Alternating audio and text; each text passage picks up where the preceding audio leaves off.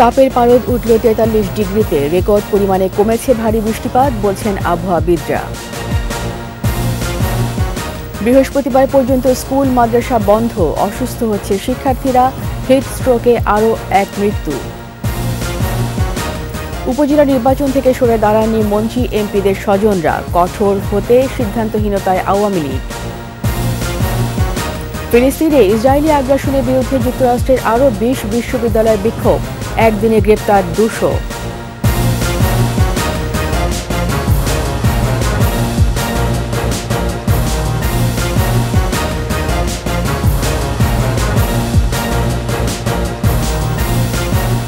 শুনছিলেন first security ইসলামী bank PLC সংবাদ শিরোনাম। আমন্ত্রণ রাত ১১টার ২১ সংবাদে, সাথে আছি আমি রীতা চৌধুরী। দর্শক, ২১ টেলিভিশনের সংবাদ একই সাথে দেখতে পাবেন আমাদের ফেসবুক পেজ www.facebook.com/2124 অনলাইনে। মৌসুমের সর্বোচ্চ ৪৩ ডিগ্রি তাপমাত্রা রেকর্ড করা হয়েছে চুয়াডাঙ্গায়। এদিকে আবহাওয়া অফিস বলছে এপ্রিলে দেশজুড়ে কমেছে ভারী বৃষ্টিপাত। এপ্রিলে ৯টি ভারী বৃষ্টিসহ বজ্র ঝড় হওয়ার কথা থাকলেও রয়েছে মাত্র একটি। দীর্ঘমেয়াদী তাপপ্রবাহের কারণ হিসাবে এই বজ্রঝড় কমে যাওয়াকে দায়ী করছেন আবহাওয়াবিদরা। মানিক শিকদারের রিপোর্ট। স্মরণকালের দীর্ঘ তাপপ্রবাহের কবলে সারা দেশ। মৌসুমের সর্বোচ্চ তাপমাত্রা আজ রেকর্ড হয়েছে চুয়াডাঙ্গায় ৪৩ ডিগ্রি, ঢাকায় উঠেছে ৪০.৩ ডিগ্রি। তীব্র তাপপ্রবাহ অব্যাহত থাকবে অন্তত আরও ৩ দিন। বৈশ্বিক উষ্ণায়ন, বাতাসে অতিরিক্ত কার্বন নিঃসরণ, বৃক্ষ নিধন ও লাগামহীন নগরায়নে প্রকৃতির এই বৈরী আচরণ। তাপপ্রবাহ ১ এপ্রিল থেকে আজকে ২৯ এপ্রিল পর্যন্ত অব্যাহত রয়েছে এবং আমরা আশঙ্কা করছি ১ মে পর্যন্ত এটি অব্যাহত থাকবে। আবহাওয়াবিদ ও পরিবেশবিদদের চিন্তায় ফেলেছে অন্য একটি পরিসংখ্যানও। আবহাওয়া অফিসের রেকর্ড বলছে উষ্ণতম বছরগুলোতে বড় মাত্রার বজ্রঝড়ের সংখ্যা কম ছিল। ১৯৮৪ সালে ৬টি, ১৯৮৯ ও ৯২ সালে ৫টি, ১৯৯৯, ২০০৯ ও ২০১৪ সালে ৪টি বজ্রঝড় হয়েছিল এপ্রিলে। গত বছরও ৭টি বজ্রঝড় হয়, অথচ এবছর বড় বজ্রঝড় ছিল মাত্র একটি। আমরা বজ্রঝড়ের সাথে যদি তাপপ্রবাহের কোরিলেশন করি তাহলে দেখা যাচ্ছে যে যেসব বছর উষ্ণ ছিল সেই সব বছরে বজ্রঝড়ের সংখ্যা তুলনামূলকভাবে বেশি ছিল এবং এই ২০২৪ সালে বড় ধরনের বজ্রঝড় তৈরি হয়েছে মাত্র একটি এবং ছোটোখাটো বজ্রঝড় শক্তিমাত্রার সিলেট এবং চট্টগ্রাম বিভাগে তৈরি হলেও তা বিদ্যমান তাপপ্রবাহকে অবনমন করতে পারেনি। সেই কারণে বজ্রঝড়ের সংখ্যা কমে যাওয়া এবং তাপপ্রবাহের অধিক ব্যক্তিকালের সাথে একটা সম্পর্ক আমরা অবলোকন করেছি এবং আমরা দেখতে পাচ্ছি যে বজ্রঝড় বৃদ্ধি যদি না হয় তাহলে এই তাপমাত্রার ঊর্ধ্বগতি থাকে। মাঝারি বা বড় বজ্রঝড় না হলে তাপপ্রবাহ অব্যাহত থাকবে। তবে ২ মের পর সিলেট, চট্টগ্রাম বিভাগ সহ বিভিন্ন স্থানে বড় বজ্রঝড়ের সম্ভাবনাই দেখছে আবহাওয়া অফিস। ২ থেকে ৭ তারিখ পর্যন্ত বজ্র বৃষ্টি আমাদের দেশের উত্তর পূর্বাঞ্চল এবং মধ্য অঞ্চলের পূর্বাঞ্চল এবং বরিশাল ও চট্টগ্রাম বিভাগের কিছু কিছু জায়গায় হবে এবং স্থানীয় পর্যায়ে অন্য জায়গায় হতে পারে। ৩ মে থেকে মধ্য ও উত্তর পূর্বাঞ্চলের জেলাগুলোতে সপ্তাহ জুড়ে বৃষ্টির সম্ভাবনার কথা জানিয়েছে আবহাওয়াবিদরা। তবে ৭ তারিখের পরে আবার তাপমাত্রা বৃদ্ধি পেতে পারে। মানিক শিকদার, ২১ টেলিভিশন, ঢাকা। চলমান তাপপ্রবাহে দেশের প্রাথমিক, মাধ্যমিক বিদ্যালয় ও মাদ্রাসার ক্লাস আগামী বৃহস্পতিবার পর্যন্ত বন্ধ রাখার নির্দেশ দিয়েছেন হাইকোর্ট। প্রাথমিক শিক্ষা মন্ত্রণালয় একই সিদ্ধান্তের কথা জানালেও মাধ্যমিক স্কুল, কলেজ, মাদ্রাসা ও কারিগরি শিক্ষা প্রতিষ্ঠান কাল বন্ধ থাকবে। ঢাকা, খুলনা, রাজশাহী, রংপুর, বরিশাল বিভাগের ২৭টি জেলায়। বিস্তারিত জানাচ্ছেন ফারজানা শোভা। চলমান তীব্র তাপদাহে শিক্ষার্থীদের অসুস্থতার প্রেক্ষিতে দেশের সব প্রাথমিক, মাধ্যমিক স্কুল ও মাদ্রাসার ক্লাস আগামী বৃহস্পতিবার পর্যন্ত বন্ধ রাখার নির্দেশ দিয়েছে হাইকোর্ট। স্বপ্রণোদিত হয়ে এ আদেশ দেন বিচারপতি KM কামরুল কাদের ও বিচারপতি খিজির হায়াতের বেঞ্চ। একই বিবেচনায় শিশু শিক্ষার্থীদের স্বাস্থ্য ও সুরক্ষার কথা ভেবে আগামী বৃহস্পতিবার পর্যন্ত দেশের সব সরকারি প্রাথমিক বিদ্যালয় বন্ধ ঘোষণা করেছে প্রাথমিক ও গণশিক্ষা মন্ত্রণালয়। মন্ত্রণালয়ের জ্যেষ্ঠ তথ্য কর্মকর্তা মাহবুবুর রহমান তুহিন একথা জানান। এদিকে তীব্র তাপদাহের কারণে খুলনা ও রাজশাহী বিভাগের সব জেলা, ঢাকা, টাঙ্গাইল, নারায়ণগঞ্জ, মুন্সিগঞ্জ, গাজীপুর ও মানিকগঞ্জ, রংপুরের কুড়িগ্রাম, দিনাজপুর, বরিশালের পটুয়াখালী সহ মোট ২৭ জেলার সব মাধ্যমিক স্কুল, কলেজ, মাদ্রাসা ও কারিগরি শিক্ষা প্রতিষ্ঠান মঙ্গলবার বন্ধ রাখার সিদ্ধান্ত জানিয়েছে শিক্ষা মন্ত্রণালয়। রাজধানীতে এক অনুষ্ঠান শেষে সাংবাদিকদের শিক্ষামন্ত্রী জানান, শিক্ষা সংক্রান্ত সিদ্ধান্ত দেওয়ার নির্বাহী ক্ষমতা শিক্ষা মন্ত্রণালয়ের। এখানে বিচার বিভাগ হস্তক্ষেপ না করলেই ভালো হয়। কোনো লিখিত নির্দেশনা পেলে আমরা সেই বিষয়ে সিদ্ধান্ত নিব যথাসময়ে। এবং সংবিধান অনুসারে শিক্ষা মন্ত্রণালয়ের হচ্ছে এখতিয়ার শিক্ষা প্রতিষ্ঠান কখন বন্ধ হবে এবং কিভাবে পরিচালিত হবে সেটা সংবিধানে রুলস অফ বিজনেসে এটা শিক্ষা মন্ত্রণালয়কে সেই এখতিয়ার দেওয়া হয়েছে। সেক্ষেত্রে আমাদের উচ্চ আদালত তাদের সেখানে একটা সুমোটো কিছু কিছু বিষয়ে অনেক সময় নির্দেশনা দেওয়া, আদেশ দেওয়ার সেটা এখতিয়ার আছে, সেটা সংবিধান স্বীকৃত। তবে যেখানে ইতিমধ্যে শিক্ষা মন্ত্রণালয়ের সেখানে সাংবিধানিক একটা এখতিয়ার আছে, সেখানে এই বিষয়ে যদি কোনো সিদ্ধান্ত হয়ে থাকে আমরা সেটা অবশ্যই তার উপরের আদালতে আমরা অ্যাপিলেট ডিভিশনে সেটা নিয়ে যাব।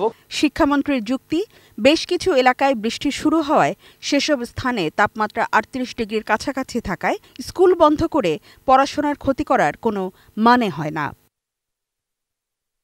ফারজানা শোভা, ২১ টেলিভিশন, ঢাকা। এদিকে হিট স্ট্রোকে মাদারীপুরে কালকিনিতে মারা গেছেন একজন। তাপপ্রবাহে নড়াইলের একটি বিদ্যালয়ে ১৫ জন শিক্ষার্থী অসুস্থ ও ৬ জন জ্ঞান হারিয়েছে। প্রতিনিধিদের তথ্য ছবিতে বিস্তারিত মাসমালিসার প্রতিবেদনে। এপ্রিল জুড়ে তীব্র থেকে অতি তীব্র তাপপ্রবাহে অচল চুয়াডাঙ্গা জেলার জীবনযাত্রা। সদর হাসপাতালে ভিড় করছেন গরমজনিত রোগীরা। আজ মৌসুমের সর্বোচ্চ তাপমাত্রা রেকর্ড হয়েছে চুয়াডাঙ্গায় ৪৩ ডিগ্রি সেলসিয়াস। এত তাপমাত্রা পড়ছে, খুব খারাপ অবস্থা, হাতে চলাফেরা করা যাচ্ছে। একটু মর্নিং দিকে হলে একটু সুবিধা হয়। মাদারীপুরের কালকিনিতে হিট স্ট্রোকে মারা গেছেন কাঁচামাল ব্যবসায়ী মনির হালদার।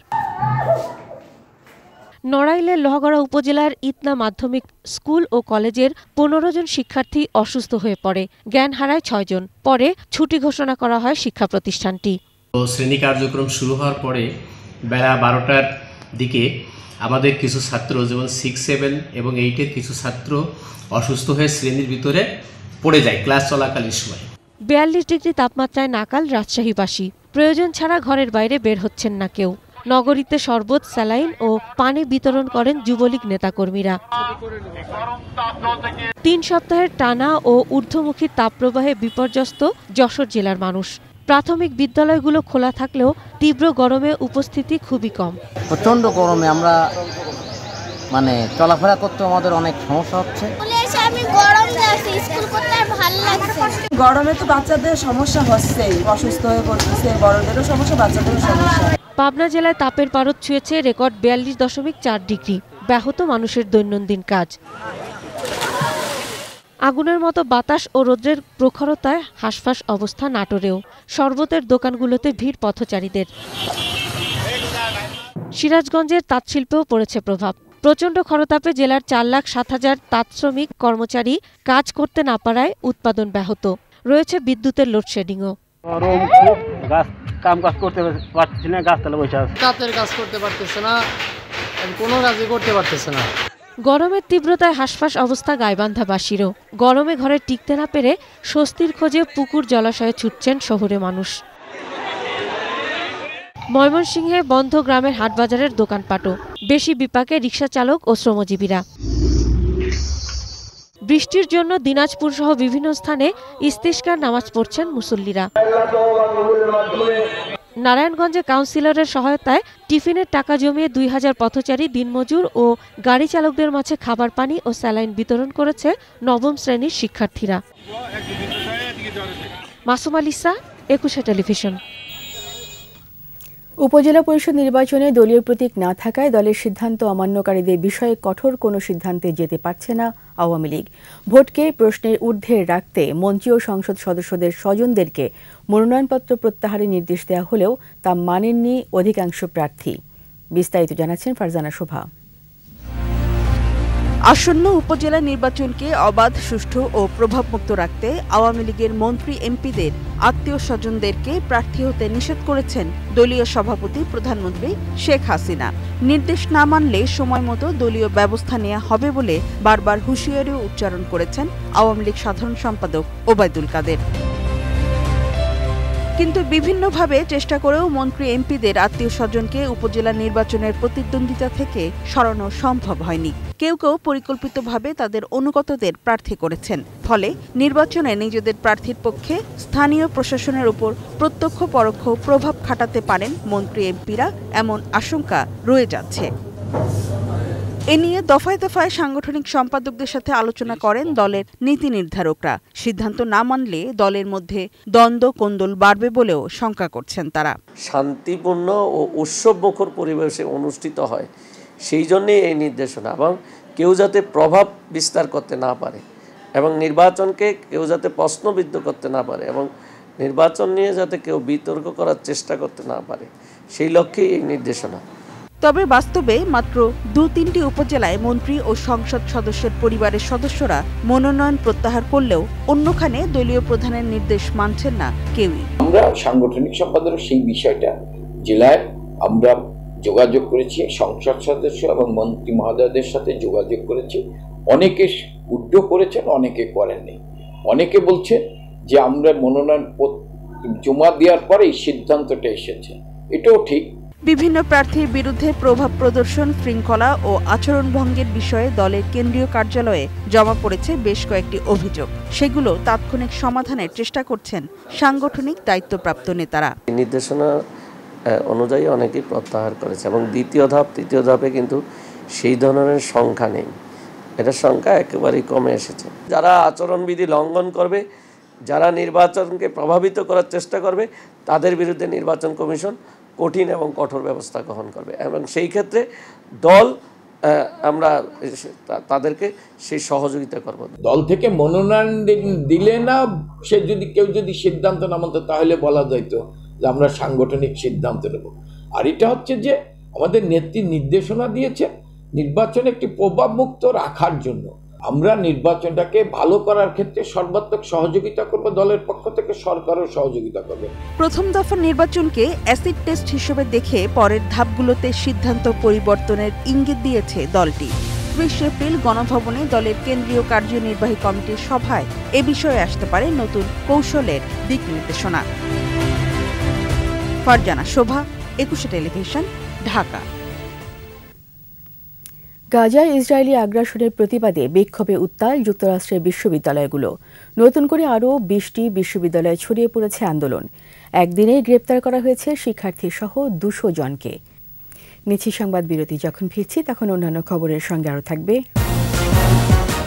অনিয়ম করলে প্রার্থিতা বাতিল, ইসির হুঁশিয়ারি। প্রচারে অংশ নেয় মন্ত্রী এমপির বিরুদ্ধেও ব্যবস্থা। ইচ্ছেমতো ওষুধের দাম বাড়ানো বন্ধে হাইকোর্টের রুল, জড়িত কোম্পানির বিরুদ্ধে ব্যবস্থার নির্দেশ।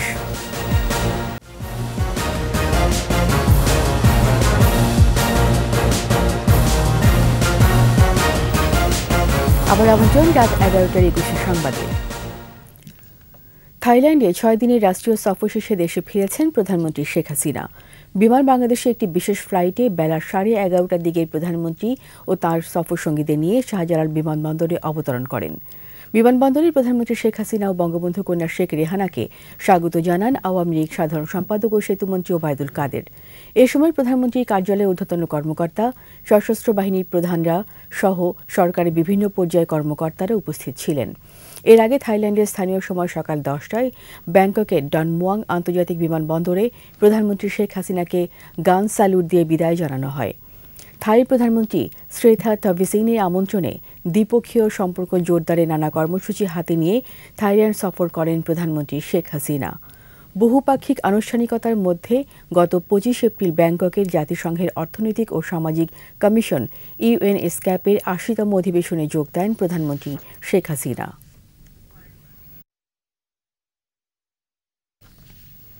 কেউ যদি নির্বাচনে বাধা দেয়, প্রয়োজনে তাদের প্রার্থিতা বাতিল করা হবে বলে হুঁশিয়ারি দিয়েছে নির্বাচন কমিশন। চুয়াডাঙ্গার উপজেলা নির্বাচন বিষয়ে মতবিনিময় সভায় নির্বাচন কমিশনার অবসরপ্রাপ্ত ব্রিগেডিয়ার জেনারেল আহসান হাবিব খান একথা বলেন।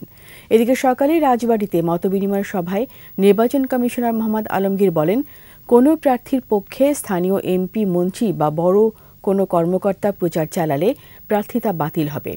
সেই সাথে পক্ষে প্রচারণাকারী এমপি, মন্ত্রী ও কর্মকর্তাদের বিরুদ্ধে পদক্ষেপ নেওয়া হবে। অন্যদিকে যে কোনো নির্বাচন প্রতিদ্বন্দ্বিতাবিহীন ও ভোটারবিহীন নির্বাচন কিছুটা চুন ছাড়া পানের মতো বলে মন্তব্য করেন নির্বাচন কমিশনার রাশেদা সুলতানা। ঠাকুরগাঁওয়ের মতবিনিময় সভায় এই মন্তব্য করেন তিনি।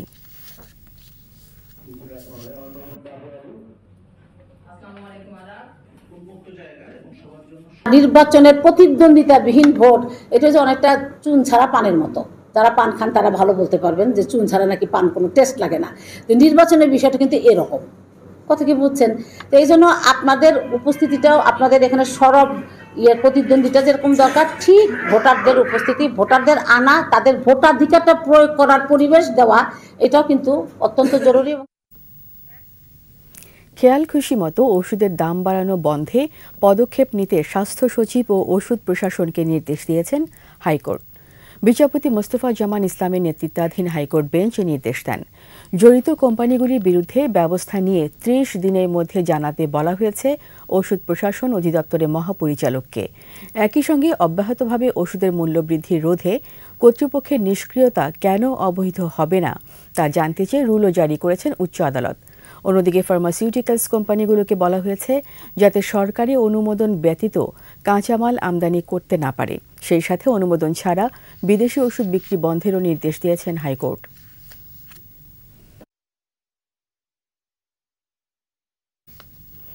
কুমিল্লা বিশ্ববিদ্যালয়ে উপাচার্যের অপসারণের দাবিতে প্রশাসনিক ও একাডেমিক কার্যক্রম বর্জনের ঘোষণা দিয়েছে আন্দোলনরত শিক্ষক সমিতি। তবে ভর্তি পরীক্ষা এই কর্মসূচির আওতামুক্ত থাকবে।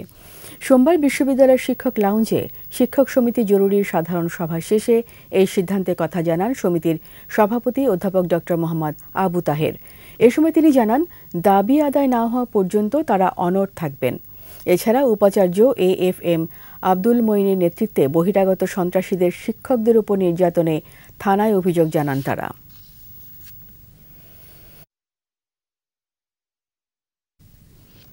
পঁচাত্তরে বঙ্গবন্ধুকে সপরিবারে হত্যা করে সেটিকে পারিবারিক হত্যাকাণ্ড বলে চালানোর অপপ্রয়াস চালিয়েছিল খুনিরা, মন্তব্য করেছেন গৃহায়ন ও গণপূর্ত মন্ত্রী র.আ.ম. উবায়দুল মুক্তাদির চৌধুরী। সকালে ঢাকা জেলা আওয়ামী লীগের কার্যালয়ে শেখ জামালের ৭১তম জন্মদিন উপলক্ষে যুবলীগের আলোচনা সভায় ছিলেন তিনি। উবায়দুল মুক্তাদির বলেন, বঙ্গবন্ধু হত্যাকাণ্ডের ভেতরের রাজনীতিও জানতে দিতে চায়নি খুনিরা। ৭৫ পরবর্তী সেনা প্রধান ও অবৈধ রাষ্ট্রপ্রধান জিয়াউর রহমান খুনিদের পুরস্কৃত করেছিলেন উল্লেখ করে যুবলীগ চেয়ারম্যান শেখ ফজলে শামস পরশ সভায় বলেন, স্বাধীন তদন্ত কমিশনের মাধ্যমে তার মুখোশ উন্মোচন করতে হবে।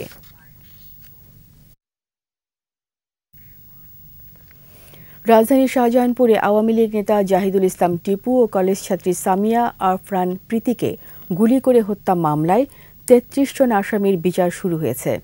আসামিদের মধ্যে রয়েছেন ঢাকা মহানগর দক্ষিণ আওয়ামী লীগের সাংগঠনিক সম্পাদক গোলাম আশরাফ তালুকদার, দক্ষিণ সিটি কর্পোরেশনের ১০ নম্বর ওয়ার্ড কাউন্সিলর মারুফ আহমেদ মনসুর সহ আওয়ামী লীগ জাতীয় পার্টি, ছাত্রলীগের বেশ কয়েকজন নেতা ও জিসান আহমেদ মন্টু সহ আন্ডারওয়ার্ল্ডের কয়েকজন শীর্ষ সন্ত্রাসী। তাদের ১৯ জন কারাগারে, ৭ জন জামিনে ও ৭ জন পলাতক। ঢাকার বিশেষ দায়রা জজ ৩ মোহাম্মদ আলী হোসেনের আদালত তাদের বিরুদ্ধে অভিযোগ গঠনের মাধ্যমে বিচার শুরুর আদেশ দেন। ২০২২ সালে ২৪ মার্চ রাতে দুর্বৃত্তদের এলোপাতাড়ি গুলিতে নিহত হন আওয়ামী লীগ নেতা টিপু এবং কলেজ ছাত্রী প্রীতি। হাওর অঞ্চলে এবার বোরো ধানের বাম্পার ফলন হয়েছে। স্মরণকালে তীব্র গরম উপেক্ষা করেই পুরো দমে চলছে ধান কাটা। বৃষ্টি না থাকায় ধান নষ্ট হচ্ছে না, পাশাপাশি সংগ্রহ সহজ হওয়ায় খুশি কৃষকরা। এখন ভালো দাম পাওয়ার আশা তাদের। প্রতিনিধিদের তথ্যচিত্রে আরও জানাচ্ছেন সমর ইসলাম। নেত্রকোনার মাঠে মাঠে দুলছে সোনালী ধানের শীষ। হাওরবেষ্টিত মদন, মোহনগঞ্জ, খালিয়াজড়ি ও কলমাকান্দায় চলছে পুরোদমে ধান কাটা। প্রখর রোদ মাথায় নিয়ে সোনার ফসল ঘরে তুলতে ব্যস্ত কৃষকেরা। এর মতো আমরা আর কোনো সময় এরকম সুষ্ঠুভাবে আমরা আর কোনো কিছু ফসল পাইছি না। যেভাবে আপনার রোদ দিছে, এভাবে হাওরের অঞ্চলে আমরা কৃষকেরা খুব আনন্দে আমরা ধান উঠাইতেছি। কৃষি কর্মকর্তারা আশা করছেন প্রাকৃতিক দুর্যোগের শঙ্কা না থাকায় এবার হাওড়াঞ্চলের কৃষকরা শতভাগ ফসল ঘরে তুলতে পারবেন। কিশোরগঞ্জে 1,67,150 হেক্টর জমিতে বোরো ধানের আবাদ হয়েছে। আবহাওয়া অনুকূলে থাকায় বাম্পার ফলন হয়েছে। রৌদ্রোজ্জ্বল আবহাওয়ায় ধান কাটতে পেরে দারুণ খুশি তারা। নারী, বৃদ্ধ এমনকি শিশু কিশোররাও মনের আনন্দে ধান কাটার কাজে যুক্ত হয়েছে। গত বছর মার খাইছি, এবছর প্রচুর ধান হয়েছে। কেরাতে 30 মন 25 মন দর হওয়ার আশা করছি। কৃষকরা যাতে সহজে ধান কর্তন করতে পারে এই জন্য আমরা কৃষি বিভাগের পক্ষ থেকে 700 কম্বাইন্ড হারভেস্টার 135টি রিপার কৃষকদের মাঝে ভর্তুকির আওতায় সরবরাহ করা হয়েছে। শ্রমিক দ্বারা এবং এই যন্ত্র দ্বারা কৃষকরা ধান কর্তন করতেছে। সুনামগঞ্জের হাওড়াঞ্চলে এরই মধ্যে 60 ভাগ ধান কাটা সম্পন্ন হয়েছে। পুরোদমে চলছে মাড়াই ও শুকানোর কাজ। মে মাসের প্রথম সপ্তাহেই হাওরের শতভাগ ধান কাটা সম্পন্ন হবে বলে জানিয়েছে কৃষি বিভাগ। বৃষ্টিও নাই, রোদ আছে, ধান খের টের শুকাইতেছে, ধান ভান শুকাইতেছে। কাটা ফুরা কাটা ফুললে বুঝাই বহুত করে লাগে। বর্তমানে 800 টাকা মোটা ধান হইয়া গেছে। আমাদের লক্ষ্যমাত্রা ছিল 2,23,245 হেক্টর। আমাদের অর্জন হয়েছে 2,23,407 হেক্টর, যা লক্ষ্যমাত্রার চেয়ে 162 হেক্টর বেশি। বাম্পার ফলনের পাশাপাশি এবার বৃষ্টি না হওয়ায় বোরো ধান ঠিকঠাক মতো ঘরে তুলতে পারছেন হবিগঞ্জের কৃষকরাও। ফসল অনেক ভালো হয়েছে, আমরা অনেক খুশি। বৃষ্টি বেশি আসে, এই জন্য আমরা কাটতে পারি না ধান। এই ধান পাওয়াতে আমরা অনেক খুশি। আবহাওয়ার সাথে সাথে ম্যানেজমেন্ট দিয়ে সুন্দরভাবে চাষ করতে পারি, তাহলে কিন্তু অনায়াসই বন্যার আগে আমরা বন্যা থেকে রক্ষা পেয়ে ধান ফসল ঘরে তুলতে পারব। জেলায় 1,22,825 হেক্টর জমিতে লক্ষ্যমাত্রা নির্ধারণ করা হলেও বোরো আবাদ হয়েছে 1,23,737 হেক্টর জমিতে। সমর ইসলাম, 21 টেলিভিশন। নিচে আবারও সংবাদ বিরতি। যখন ফিরব তখন অন্যান্য খবরের সঙ্গে আরও থাকবে। 2 বাংলাদেশিকে হত্যার প্রতিবাদে উত্তাল বাফেলো, সন্দেহভাজন হামলাকারী আটক।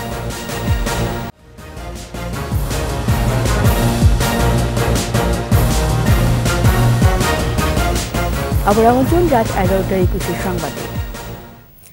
কক্সবাজারে ঈদগাঁও এবং মাদারীপুরের সড়ক দুর্ঘটনায় 4 জন নিহত হয়েছে। আহত 10 জন হাসপাতালে চিকিৎসাধীন। পুলিশ জানায় সকালে কক্সবাজারে ঈদগাঁও খোদাইবাড়ি এলাকায় কক্সবাজারমুখী শ্যামলী বাসের সাথে মাইক্রোবাসের সংঘর্ষ হয়। এতে মাইক্রোবাসটি দুমড়ে মুচড়ে গেলে ঘটনাস্থলে 2 জন নিহত এবং 8 জন আহত হয়। পরে স্থানীয়রা আহতদের উদ্ধার করে ঈদগাঁও স্বাস্থ্যকেন্দ্র সহ বিভিন্ন হাসপাতালে ভর্তি করে। এদিকে সকালে মাদারীপুর শরীয়তপুর আঞ্চলিক সড়কে ট্রাক্টর নিয়ন্ত্রণ হারিয়ে উল্টে যায়। এতে চালক ও সহকারীর মৃত্যু হয়। এ সময় সড়কের পাশে থাকা 2 পথচারীও আহত হন।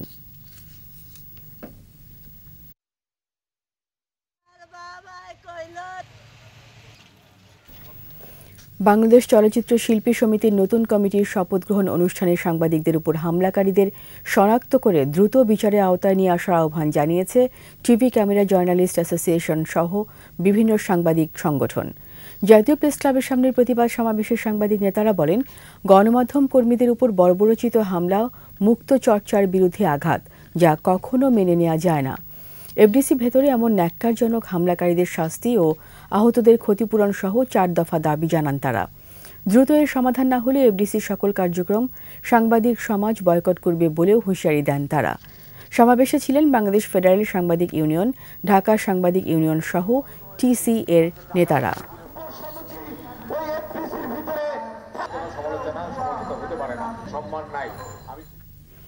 গরমে অতিষ্ঠ ও বিপর্যস্ত পথচারী শ্রমজীবীদের মাঝে বিনামূল্যে বিশুদ্ধ খাবার পানি বিতরণ অব্যাহত রেখেছে ইস্টার্ন ব্যাংক। রাজধানী মিরপুরের আশপাশের এলাকায় ব্যাংকের কর্মকর্তারা বিশুদ্ধ খাবার পানি বিতরণ করেন। এর আগে পুরান ঢাকা ও ধানমন্ডিতে খাবার পানি বিতরণ করা হয়। এ সময় জানানো হয়, তাপদাহ চলতে থাকলে তাদের এই কর্মসূচি অব্যাহত থাকবে।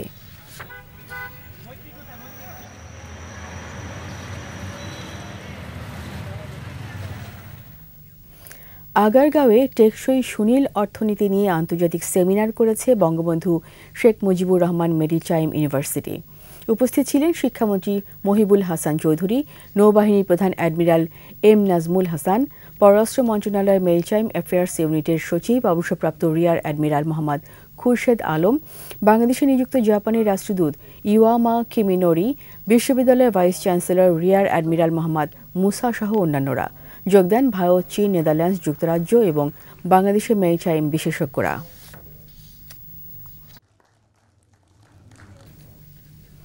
এবার ব্যবসা বাণিজ্যের সংবাদ।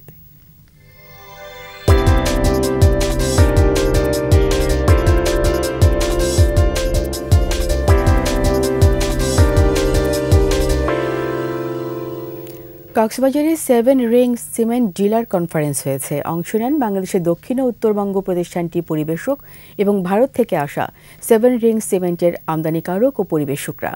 উপস্থিত ছিলেন 7 রিং সিমেন্টের managing director Tahmin Ahmed, vice chairman Sheikh Raihan Ahmed, Shunshin group international Hong এর director Ibnan Pasha, Shunshin group Bangladesh অপারেশনসের ডিরেক্টর সাইফুর রহমান। অনুষ্ঠানে সেরা পরিবেশকদের বিশেষ পারফরমেন্স অ্যাওয়ার্ড প্রদান করা হয়।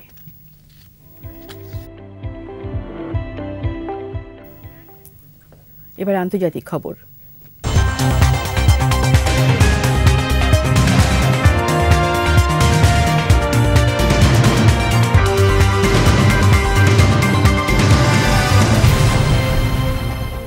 যুক্তরাষ্ট্রের নিউ ইয়র্কের বাফেলোতে 2 বাংলাদেশিকে গুলি করে হত্যায় জড়িত সন্দেহে এক যুবককে গ্রেপ্তার করেছে পুলিশ। স্থানীয় সময় রোববার তাকে গ্রেপ্তার করা হয়। পুলিশ জানায়, ঘটনাস্থলের পাশের একটি সিসিটিভি ফুটেজ থেকে হামলাকারীকে শনাক্ত করা হয়। তবে এখন পর্যন্ত গ্রেপ্তারকৃত যুবকের নাম পরিচয় প্রকাশ করেননি। এদিকে 2 বাংলাদেশিকে হত্যার প্রতিবাদে বাফেলো মুসলিম সেন্টারের সামনে বিক্ষোভ সমাবেশ করেন স্থানীয় ও প্রবাসীরা। এ সময় অবিলম্বে দুর্বৃত্তকে গ্রেপ্তার ও দৃষ্টান্তমূলক শাস্তির দাবি জানানো হয়। সমাবেশে ছিলেন Buffalo city mayor Byron W Brown. Bangladeshi ছাড়াও বিভিন্ন দেশের প্রবাসীরা এই বিক্ষোভে অংশ নেন। স্থানীয় সময় শনিবার নিউ ইয়র্কের বাফেলো শহরে 2 বাংলাদেশি বাবুল মিয়া ও আবু ইউসুফকে গুলি করে হত্যা করে এক কৃষ্ণাঙ্গ যুবক।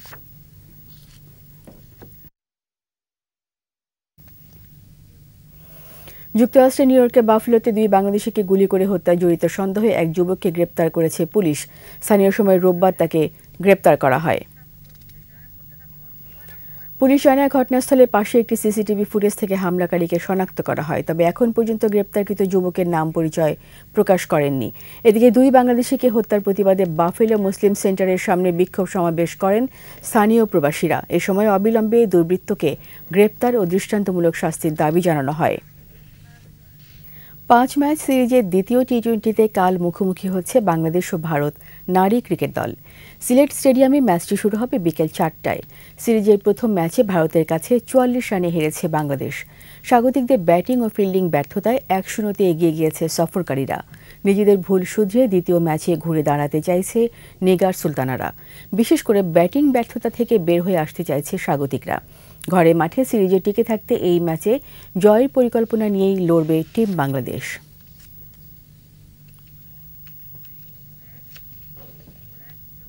জিম্বাবুয়ের বিপক্ষে সিরিজের বাংলাদেশ দলই বিশ্বকাপের সেরা দল। এবারে বিশ্বকাপে টাইগারদের পরবর্তী রাউন্ডে যাওয়ার সম্ভাবনাও 90% দেখছেন বলে মন্তব্য করেছেন বিসিবি পরিচালক Khaled Mahmud Sujan. Dhaka premier division cricket লিগের নারী আম্পায়ার ইস্যুতেও কথা বলেন সুজন। সিলেক্টররা কাজ করেন বা কোচরা কাজ করেন, তারা ডে টু ডে এই কাজটা করে না, প্রতিদিন মাঠে যাচ্ছে প্র্যাকটিস দেখতে, সিলেক্টররা কোচরা রেগুলার কোচিং করাচ্ছে। সুতরাং তাদের তো একটা আইডিয়া আছে। যখন টিম সিলেকশন করে, ক্যাপ্টেন থাকে, কোচ থাকে, সিলেক্টর থাকে, তারা পিক করেছে এটাই হয়তো বেস্ট টিম। অ্যান্ড যখন তারা এটাকে বেস্ট টিম মনে করে, তাহলে আমাদের সবার সেটা মেনে নেওয়া উচিত। আমাদের এই গ্রুপ থেকে আমাদের কোয়ালিফাই করার চান্স খুবই বেশি আমি মনে করি। 85 to 90% আমাদের চান্স আছে যদি আমরা মেজর কোনো মিস্টেক না করি, মেজর কোনো ভুল না করি। বাট আমি মনে করি দলটাও কনফিডেন্ট আছে। We are very good fielding side হবো আমরা, মাশাআল্লাহ আমি বিশ্বাস করি। কারণ টি-20তে যেরকম জিনিসগুলো দরকার আমার মনে হয় উই হ্যাভ দ্যাট। সবার আগে টি-20 বিশ্বকাপের দল ঘোষণা করল নিউজিল্যান্ড। 15 সদস্যের কেউই দলের নেতৃত্বে আছেন কেন উইলিয়ামসন। অভিজ্ঞতা নিয়ে দল সাজিয়েছে ব্যাকক্যাপরা। ইনজুরিতে থাকা জেভন কনওয়ে এবং মিচেল বেসওয়েলকে রেখেই দল দিয়েছে নিউজিল্যান্ড বোর্ড। ফিরেছেন বিপিএল এর রংপুর রাইডার্স হয়ে দুর্দান্ত খেলা জিমি নিশাম। দলে আছেন বিশ্বকাপে দারুণ খেলা ও আইপিএল এ ফর্মে থাকা রাচিন রবীন্দ্র ও ড্যারিল মিচেল। বাকিদের মধ্যে আছেন Finn Allen, Trent Boult, Mark Chapman, Lockie Ferguson, Matt Henry, Glenn Phillips, Mitchell Santner, Ish Sodhi ও টিম সাউদি। বিশ্বকাপে নিউজিল্যান্ডের প্রথম ম্যাচ 7 জুন। এরই সাথে শেষ করছি রাত 11টার 21 সংবাদ। যাবার আগে ফার্স্ট সিকিউরিটি ইসলামী ব্যাংক পিএলসি সংবাদ শিরোনামগুলো আরও একবার। তাপের পারদ উঠল 43 ডিগ্রিতে, রেকর্ড পরিমাণে কমেছে ভারী বৃষ্টিপাত, বলছেন আবহাওয়াবিদরা। বৃহস্পতিবার পর্যন্ত স্কুল মাদ্রাসা বন্ধ, অসুস্থ হচ্ছে শিক্ষার্থীরা, হিটস্ট্রোকে আরও এক মৃত্যু। উপজেলা নির্বাচন থেকে সরে দাঁড়াননি মন্ত্রী এমপিদের স্বজনরা, কঠোর হতে সিদ্ধান্তহীনতায় আওয়ামী লীগ। ফিলিস্তিনের ইসরায়েলি আগ্রাসনের বিরুদ্ধে যুক্তরাষ্ট্রে আরও 20 বিশ্ববিদ্যালয় বিক্ষোভ, একদিনে গ্রেপ্তার 200।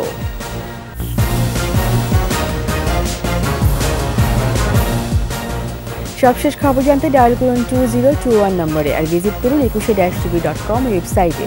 এছাড়া ফেসবুকে ভিজিট করতে পারেন facebook.com/2124 অনলাইনে। পরের সংবাদ রাত 1টায় দেখার আমন্ত্রণ রইল। ধন্যবাদ সবাইকে।